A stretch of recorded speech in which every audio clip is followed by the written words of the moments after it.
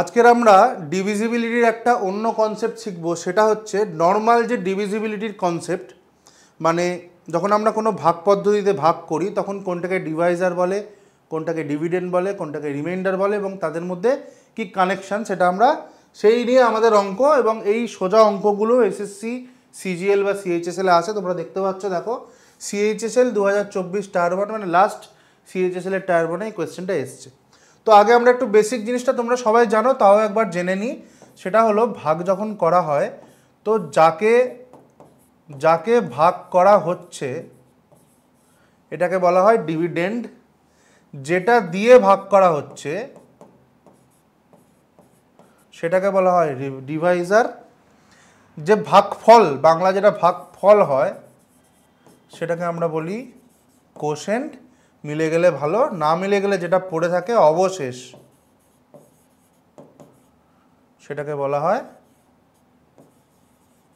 Reminder.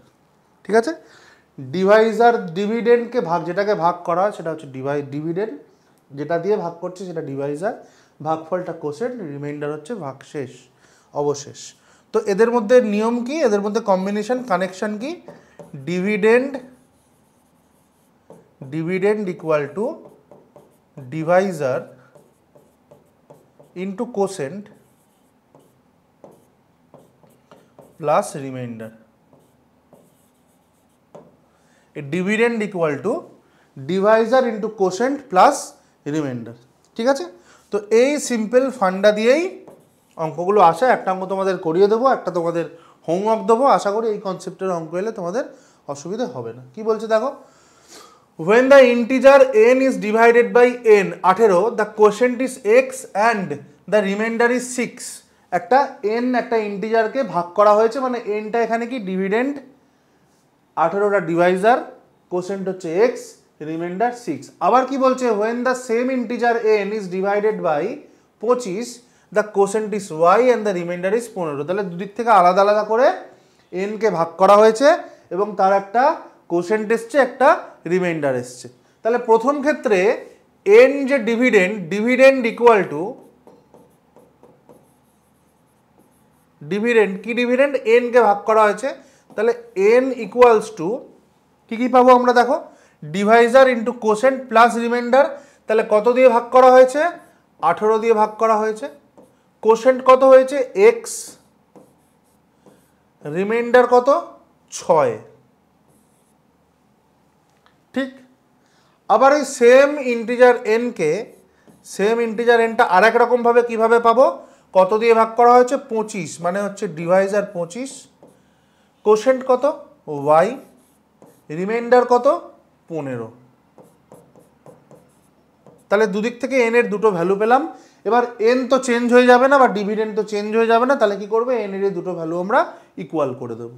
তাহলে equal করলে কি হয় দেখো, 18x plus 6 equals to 25y plus 15, দুটো ইকুয়াল করে দিলাম। তাহলে এবার আমাদের অপশান যদি আমরা মেলাই তাহলে কি হয়ে যাবে দেখো, এই 18x 25yটা এদিকে চলে আসছে, তাহলে 18x minus 25y equals to 6টা ওদিকে চলে গেলে কত হয়ে যাবে 9। তাহলে দেখো কত নম্বর অপশানে আছে, 18x minus 25y equals to 9। Option A is the right answer. বোঝা গেল? তাহলে সিম্পল জিনিস আমরা কি করব, dividend equal to Deviser into quotient plus reminder. এখানে এই n যে ইন্টিজার ডিভিডেন্ডটা বলে দিয়েছে দুরকম ভাবে, দুটো ইকুয়েশন বলে দিয়েছে। একবার 18 দিয়ে ভাগ করে x কোশেন্ট 6 রিমাইন্ডার, তার মানে 18 into x plus 6 equals to n।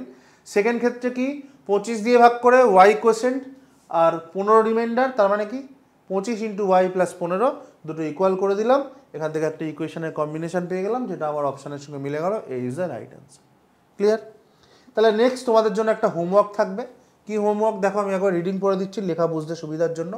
In a division problem, the Deviser is 4 Times the quotient and 2 times the remainder. If the remainder is 32, then find the dividend. Reminder দেওয়া রয়েছে, এখান থেকে Deviser quotient dividend বার করে নেবে, dividend বার করতে বলেছে। Option 2024 CGL tyre 1 এসছে। ঠিক আছে, থ্যাংক ইউ।